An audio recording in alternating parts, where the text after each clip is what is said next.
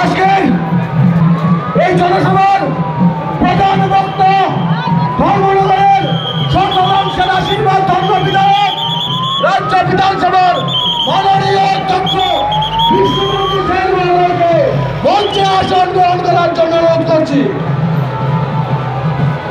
মঞ্চে আসন গ্রহণ করার জন্য অনুরোধ করছি ধর্মনগর পৌর পরিষদের চেয়ারপারসন সম্পর্কে কম বেশি এখন মানুষের অভিজ্ঞতা হয়ে গেছে। ভারতবর্ষের যখন সংবিধান রচিত হয়, বিশেষ করে আমাদের সংবিধান রচিতার মধ্যে একজন ছিলেন ডক্টর আম্বেদকর, বি.আর. আম্বেদকর মহোদয়। কংগ্রেস এবং কমিউনিস্ট পার্টি বরাবর ডক্টর বি.এম. আম্বেদকরের প্রতি অশ্রদ্ধা প্রকাশ করত, ষড়যন্ত্র করত, এমনকি নির্বাচনে হারাবার প্রচেষ্টা নিয়েছিল কংগ্রেস এবং কমিউনিস্ট পার্টি তৎকালীন সময়। এবং সুদীর্ঘ 50 সাল থেকে জওয়াহরলাল নেহরু, তারপরে ক্রমান্বয়ে ইন্দিরা গান্ধী, ক্রমান্বয়ে রাজীব গান্ধী অনেকবার সংবিধান সংশোধন করেছেন।